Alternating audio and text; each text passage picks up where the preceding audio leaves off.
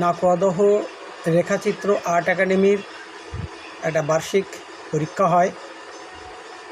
এই পরীক্ষাতে অনেকে পার্টিসিপেন্ট করে, বসিরহাট, কাঠিয়াহাট, ইটিন্ডা, পানিতর, ঘোজাডাঙ্গা, নাকুয়াদহ আরও অন্য গ্রাম বা শহর থেকে আসে সবাই পরীক্ষা দিতে। প্রায় প্রত্যেকে আমার স্টুডেন্ট এবং অন্য ম্যাডাম স্যারের স্টুডেন্ট আছে। তো আমার এই দীর্ঘ পথ চলা শুরু হয়েছে 2016 সাল থেকে, তারও আগে। তখন আমি অন্য একটা বোর্ডের আন্ডারে ছিলাম। এবার আমি নিজস্ব রেজিস্ট্রেশন করলাম গভর্নমেন্ট অফ ওয়েস্ট বেঙ্গল এবং MSME government of India, ISO United kingdom register. তো আগামী পরীক্ষা হচ্ছে আমাদের মে মাসের 12 তারিখ রবিবার সকাল 8টা থেকে শুরু হবে। আর ওটা 2 ঘন্টা। আর দ্বিতীয় শিফটে যেটা হবে ওটা হবে 11:30 থেকে 3টে পর্যন্ত। তো একটু টেনশান, চাপ তো থাকে, কারণ যা প্রচণ্ড গরম পড়ছে, একটু চাপ টেনশন তো থাকবে।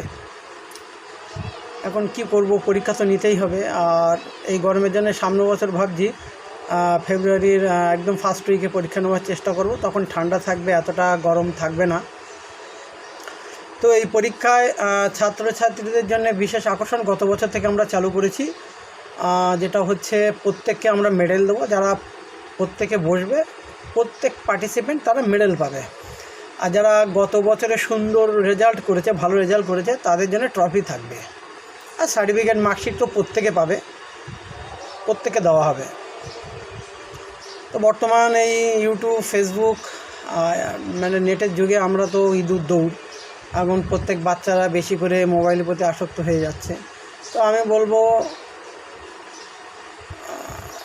আর্টের দিকে, মানে শিল্পকলার দিকে একটু টাচ করতে হবে, তাহলে কিছুটা মানসিক বিকাশ ঘটবে। মোবাইল থেকে বাচ্চাদের যত দূরে রাখা যায়। আঁকার জন্য পড়াশুনোর ক্ষতি হয় না, ওটা অনেকে মনে করে যে পড়াশুনোর জন্য যদি আঁকাটা হয় পড়াশুনোর ক্ষতি হবে না, এটা ভুল ধারণা। তো আর বেশি কথা বাড়াবো না, আমাদের দীর্ঘ প্রতীক্ষার অবসান হতে চলেছে। 12/5/2024 আমাদের বার্ষিক পরীক্ষা, নাকুয়াদহ রেখাচিত্র আর্ট একাডেমি যে বার্ষিক পরীক্ষা অনুষ্ঠিত হতে চলেছে ইটিন্ডা, শিবতলা, মনোজ সেন স্মৃতি বিবেকানন্দ শিশু পাঠ ভবন। আর জায়গাটা বেশ মনোরম পরিবেশ, ইছামতির ধারে।